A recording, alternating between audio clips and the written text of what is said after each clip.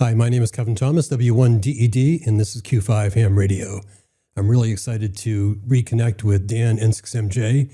He's back from Canary, where he operated EF8R and won the single operator high power all band category in the CQ Worldwide CW contest. Also set a new world record. I should add, unofficial, and we'll get into that later on, but I don't think there's any doubt in anybody's mind that he has won both that category and set the new world record. Dan, thank you for joining me. Hey, thanks for having me, Kevin. So what's the feeling here this morning? Yeah, well, first of all, I'm definitely glad to be home. That was a really long trip. Me and Levi spent, I want to say, 11 days total. It took a lot of work getting the station set up, and it took quite a bit of work getting it taken down as well. And so came home late last night, already back to work today, so trying to bear through it. But obviously, definitely a good feeling. Everything went well. I don't think I would have changed anything as far as the contest goes, and we're very happy with the results for sure. So I would have liked to have been in the room when the final QSO was made and Levi made the announcement. But what went through your head when you knew that you had won? It was kind of funny because at that point of the contest, 48 hours in, I hadn't slept in over 60 hours at that point. I was pretty dead. I was a zombie, and so. There were some of the other local EA8s came up to the station. Manolo was there, E8ZS. Juan came up, E8RM, and then E8KY and KR were also there. And so I pull off the headset, and I didn't even know where I was, to be honest. It was like one of those like surreal moments. They were all very happy, so I'm like, okay, that's a good sign. It must be good. Yeah, and then I do remember Levi showing me the scoreboard right at that point. And honestly, my only response was, okay. I was just so dead, like, get me in bed. This is all I need right now. But obviously, it felt really good to actually make it happen. But at that moment in time, I was just so out of it that it didn't really sink in until the next day. Well, that makes total sense. So you got some sleep, you wake up the next day, and you've had a little bit of chance to recalibrate. What was your thinking then? Yeah, it was definitely wanted to, Chris did an amazing job, right, from CQ9A. Now, I was able to beat him, especially on the high bands, 10 and 15. And so I was definitely, looking at the data on the scoreboard, trying to figure out what really happened here. Like, how did I get so far ahead in Qs? And it was pretty obvious that there was some geographic advantages to being an E8 this time. Being just a little bit further south, it appeared to allow me to work just that extra layer and a little bit extra time on 10 and 15. And in this contest, it was lucky for me. That's what it took. And I was able to capitalize on that. So I was definitely, looking at, what happened. And I think it was pretty obvious. So Dan, as you mentioned, you've been gone for 11 days. And I know a big part of that was you getting there earlier to ensure that the station was ready.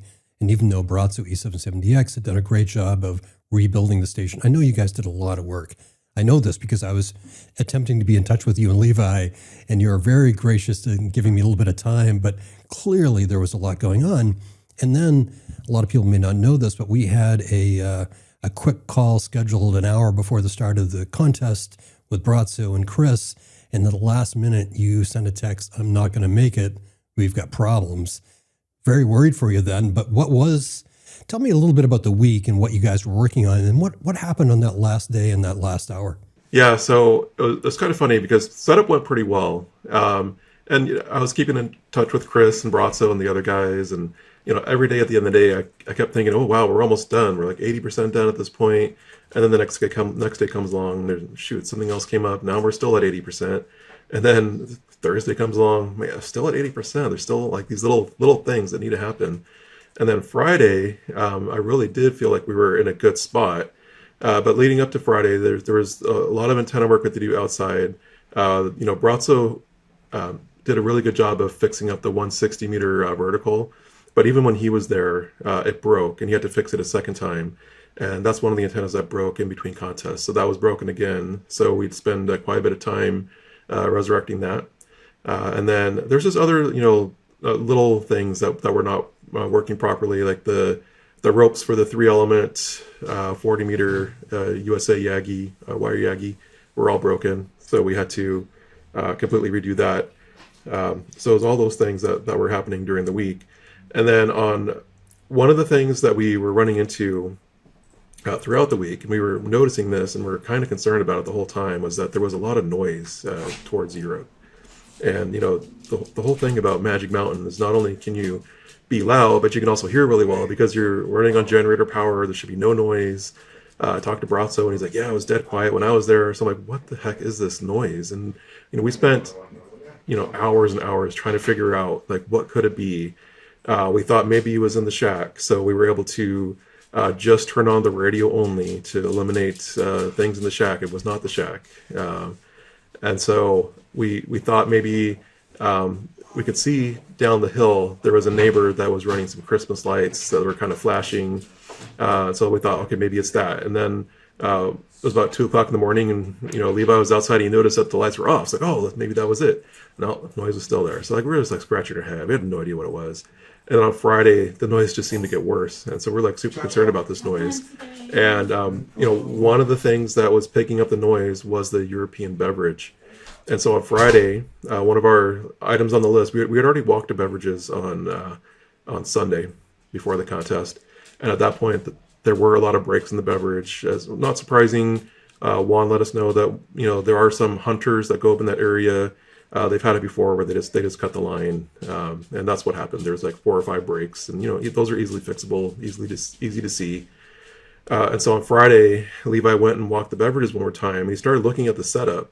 And it turns out they were supposed to be reversible beverages. So, hey, I'm no expert. I may explain this wrong, but just bear with me. So I guess in that situation, there's supposed to be 2 wires, one going towards the U and one going the exact opposite direction, right? So there was only one wire up, and Levi determined that it was really the opposite direction. It wasn't the direction that we wanted that was up. And we didn't know if this was good. We didn't know if it was planned that way, but we knew it was backwards. And we came to that realization late on Friday before the contest. And of course, we start freaking out because well, is this really going to affect me? Because I knew one of the things that Chris was going to be really strong on is 80 and 160. I've been to CQ9A. I know how quiet it is there and how directional those beverages are. And I knew that I had to do something to try and keep up because that was where he was going to beat me. So we were very concerned about this.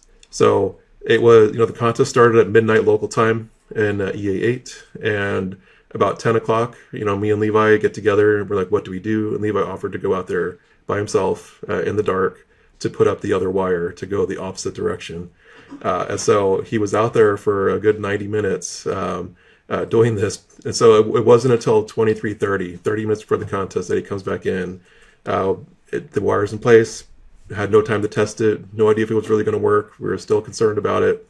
But in the end, I'm not sure exactly what it was that made things work well, but the beverage was usable. And that noise that we heard the entire week during the contest, it was gone. There was no noise. So that was a sigh of relief, but that's what we're dealing with right before the contest is this beverage issue. And we were just like freaking out a little bit. Well, it's a great story, and it's just a reminder to all of us that even in the best scenario where you guys are there early doing all the right things, something happens, and then at 10 o'clock at night, thank God Levi was there to help out and try to come up with a solution. Dan, obviously anybody in the top 10 in the single operator high power category goes into a contest with a plan. But I've been having enough conversations with you and your compatriots that you are the ultimate planner. So I'm curious, what was your plan going into the weekend, and did it change at all? I had 2 things in all the preparation that I did. So I did a lot of looking at logs. One that I particularly paid attention to was the CR3A multi-2 log from the year before. The reason why I like that log is they were in zone 33. They put up a very, very good score in multi-2. And, the reality is when you're doing 2BSIQ, you're almost like a one-man multi-2. You know what I mean? So the category kind of fit what we were doing, and their rates were very good. And so you look at some other logs, and the rates aren't always great from Zone 33, but for whatever reason, CR3A, they were able to sustain really good rates throughout the contest. And I was looking at what were they doing different? That's what I wanted to know. And what I could see that they were doing that not everybody does is they were actually working down low in the band. So we're talking about frequency selection now, right? So they were down below 025. They're on, 14005, 7002, those kind of things. And it worked well for them. And so I decided this is what I'm going to do. I'm going to focus on being down low. And that's exactly what I did. So to start out the contest, I was on 20 and 40. And I did get a little bit of a head start on 40, about 7 or 8 minutes for the contest. Got down on 701 3.5. It was clear. I took it, started calling CQ, and I stayed there on 701 until I left 40 meters 7 hours later. And so that was super important. I feel like being lower in the band, you have a potential for more guys to find you, and potential for bigger pileups. And so the entire contest, I stuck to that for the most part. Like when I was on 10 meters, every time I ran on 10 meters, I was never above 28:010. I was always down way low. And I think some of those little things really, really help, right? And so I continue to do that for the entire contest. And then the other thing that I also had in the back of my mind is, that great commentary that Jose had a couple of weeks back, talking about what the advantages are for EA8. I paid very close attention to that because Jose knows what he's talking about. He's been to both locations. And what he was saying is that 10 and 15 are going to be the key in EA8. And I took that to heart. I knew that I had to maximize those two bands to have any chance at beating Chris, because I knew for a fact that Chris was going to beat me on 80 and 160. So I had to do the same on 10 and 15. And I just hammered those bands as much as I possibly could. And in this case, it paid off. So was there anything that you would have done differently? I mean, it's hard to say that exceeding 12,000 QSOs and 27 million points, but looking back, were there any moments where you might reconsider? I think the only thing that was I don't know if it's disappointing. I think it's pretty common, but I really struggled on day 2 with hallucinations and stuff like that. I feel like I could have been more prepared physically. It's one of those things. I know for a fact that if you are in shape, it definitely helps, because I've gone through highs and lows when it comes to that. When I set the previous record in 2023, I actually was in good shape. And going through the 48 hours, it wasn't a breeze. I wouldn't say that, but it was much easier. So now this time, full transparency, I'm not in good shape at this point in my life. It's just one of those things. This is how it goes. And so I'm not sure if that's really what contributed to it, because Chris had the exact same issues I did. So maybe it's not all that, but I feel like it could have been a little bit better prepared. And so, the hallucinations were the worst I've ever had. They started about 0900 on Sunday. And it was really something else. There was a point where I couldn't even operate the radios anymore. I mean, for a while there, I was just doing one radio because that's all I could handle. And then even the one radio, I'm sitting there looking at this radio, and Levi's standing behind me, dude, I don't know what to do. I don't remember how to use this radio. And he's like, you got to do something, man. So he suggested I get up and take a shower. And I would never in a million years think leaving the radio for 20 minutes is a great idea in a contest like this. But I did it because I didn't know what else to do. And then that's what kind of got me back. Once I came back to the radio after that, I was back into 2BSIQ mode, and I was able to do that till the end of the contest. Now the hallucinations were still there, but I was at least able to focus enough to get through it. So I think, if anything, being a little bit more prepared would have helped. But as far as the contest went, I don't think I would have really changed anything. I love that you're stopping for a shower. This is a little bit of Randy K5ZD. Stop, mow the lawn, come back, win the contest. You're just making us all look bad that you're able to take a break and still win. Yeah. This might be the appropriate time to ask, will you do another single operator in the CQ Worldwide CW? I can say for very sure at this point, I will not do it again. I'm glad that I did this one. The way that I look at it, it was a once in a lifetime opportunity. So I've been trying to get into EA8 for a while, for several years now, and it's always the answer is always no. So when I finally got that yes this time, I knew the amount of work that would require to make this happen, and it was a ton of work. From preparing to actually being on site, it was a ton of work. I'm glad that I did it. It took a lot out of me, both mentally and physically. It was a lot. Do I want to do that again? Absolutely not. I think that this is the appropriate time to shut it down. It's a similar story to Chris. I think the multi-ops are the place to be. It's a lot more fun hanging out with your friends than just sitting there doing the single op thing. So this is definitely the last one, and I'm definitely going to stick to it this time. Well, that's big news. And I did talk to Chris, and the fact that you guys are both retiring from at least this kind of competition at the same time, I think is pretty notable. And I'm sure people like Felipe, CT1ILT, and Milan, other people are going to be thanking the heavens that you guys are stepping away. It gives them a chance for the top spot, so that's pretty cool. Dan, you hit two really important moments in the contest, and I should remind people that you were not watching the contest online scoreboard. That was a commitment that you and Chris made, just wouldn't want to be distracted. But obviously you see your QSO total, you see your point total, and you hit, at some point, you exceeded the 20 million points. You knew that you were in world record territory. What was the thought through your mind at that moment, or were you already hallucinating? Well, I was hallucinating, but I was cognizant enough that I could understand what was happening.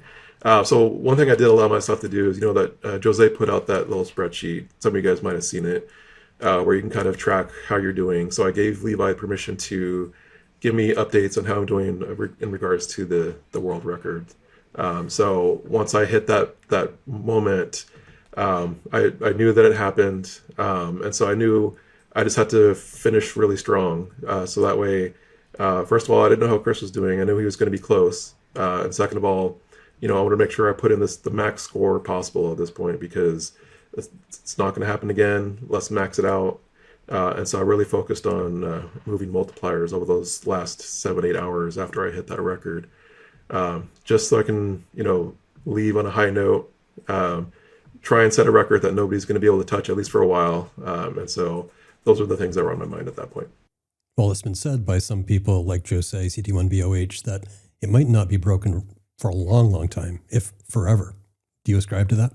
I'm going to be honest with you. It's going to be one of those that's really, really hard to beat. You got to have somebody who's going to be able to do the Qs and the mults. And as of right now, no one's really been able to touch those numbers. Now, there are some guys out there that have a possibility of doing it. I think that if Felipe, CT1ILT, if he ever went to zone 3, that would be an interesting thing to watch. You mentioned Milan, LZ5DB. He's been doing a really great job operating from stateside. I'd be curious to see how he does from 3-point land. So I'm not going to say that's never going to happen, but I really wanted to put it at a place where it was really, really hard. And I think I achieved that for sure. Well, I love the humility combined with confidence. That's so Dan N6MJ. So the other moment was 12,000 QSOs. And I know that this was part of the conversation prior to the contest. I think Chris even said, don't bother competing if you're not going after 12,000 QSOs. So I've got to believe that was a pretty sweet moment when you hit that mark. And you hit that mark, I think, 3 or 4 hours before the close of the contest. So I was doing the mental math based upon your rate that you were going to be building up enough QSOs that you would have officially broken that mark. How were you feeling then? Yeah, that was a special one too, because I did break 12,000 in 2023, but just barely. I think it was like 12,018 Qs, and it did not stick for lock checking. So it's an unofficial 12,000. So when I hit 12,000 with a while to go, I even had thoughts of maybe, if the rate really stayed high, I could even hit 13,000, which has always been our alternate goal. Like, we've always talked about 13,000 being the absolute theoretical max, and I still think it is. Like, I think there was a possibility for 13,000 this time if, I didn't have that little hiccup for those couple of hours. But, I think that for sure, I forget the exact number, but it was 12,700 and some change Qs. Even with a really bad log, that's going to stick above 12,000. So definitely a special moment. I really want to say that the first time that I hit 10,000, which I think, when did I start? 2015? I think it was 2015 when I first did CQ Worldwide from ZF. I was the first person to break 10,000. That was really, really special, because that contest, I didn't know what I was doing. It was the first time, we've really been doing any of this 2BSIQ from a DX location like that. Everything worked out. So breaking that 10,000 barrier the first time was super, super special. But of course, this one ranks up there pretty close, close second behind that. So as I said in the open, I guess I have to use the word unofficial because we have to go through UBN. But aren't we pretty confident that with both of those marks, you're gonna stand with a world record and you're gonna stand with the over 12,000 QSOs? Wouldn't you agree with that? Yeah, I definitely agree. Because you can look at historical data on my logs, and I have some good years and some bad years. Even if you look at the bad years, I think I've had a year where I was close to 8 or 9% score reduction. Even in those cases, I would still be well above 12,000 and above 26 and some change. So definitely, it was a no doubter this time, which is good because I was, I'm going to be honest, I am a little bit worried about how my log is going to turn out, error rate wise. So if it was close, I would be sweating it for sure. But at this point, luckily for me, it was far enough apart that it's not going to be an issue. So I think the math was you'd have to have a 5% reduction to miss that 12,000 QSO mark. Does that sound right to you? Yeah, and that would be 5%, QSOs, that's never going to happen. 5% score reduction, absolutely that could happen, but not QSOs. So well within the realm of it's not going to happen. That we'll definitely stay above 12,000. So Dan, when I was talking to Chris, he was obviously disconnected from the world, just as you were. You weren't one of those operators, and there were some during the weekend that were actually checking Facebook and communicating with me during the weekend, which was a lot of fun. You weren't doing that. So I presume when you finally got a little bit of rest and you turned your phone on, it must have blown up just like Chris's did. Tell me about that. What kind of feedback were you getting? Yeah, it was kind of nice to see, to be honest. You put so much work into this, and the recognition, it does feel nice to be recognized, So tons of emails, tons of direct messages, and it took a while to get through each one of them, but I read them all. I responded to as much as I could, and we certainly noticed. So thanks to everybody that reached out. This was a special moment for me, especially the guys that know me personally. This is something that we've been working for a really long time. Finally had our moment in the sun, and we can now retire gracefully. But I really appreciate all the notes that I received after the contest. Well, and I've seen many of the notes on Facebook, and I've got to say there's two different things that I was responding to. First of all, a great deal of respect from people that have competed at the highest level. Just saw that over and over and over again. But also a lot of people that were inspired by you, people that maybe were more casual operators. They got on late Sunday to give you guys QSOs. So I think that you and Chris and Brazzo did great things for the hobby this weekend. I think that you attracted a lot of attention. You earned the respect. You inspired people. And it's really commendable. And I'm really happy to call you a friend. And congratulations on your fantastic success. Yeah, thank you, Kevin. It means a lot to me. And you, as you know, you played a pivotal role in getting me here to EF8R through the channel. Recognition. Obviously, before Q5, people knew who I was, but it's a different beast now with people actually getting to know me and Chris and the other guys on Q5, and I think it's just a whole different ball game now. And so all that played into this opportunity that I had. So I'll be forever grateful for that, for sure. Well, I'll see you on camera tonight at, I think it's 9:30 now. I don't know if you got the Slack message, but Yes. I moved at 9:30 Eastern Standard Time. But I'm looking forward to getting together with you and Chris and Bill and Randy and broadening the conversation. I think there's a lot of other things to talk about. I don't know if you've had a chance to kind of catch up with some of the other battles that were happening, but it really was an exciting weekend on a lot of different fronts. So I will see you soon. Dan, thank you for joining me. Thanks, Kevin. Appreciate it. My name is Kevin Thomas, W1DED. I've been with Dan N6MJ, who operated EF8R in the CQ Worldwide CW contest, winning the single operator high power all band category, setting a world record along the way, 73.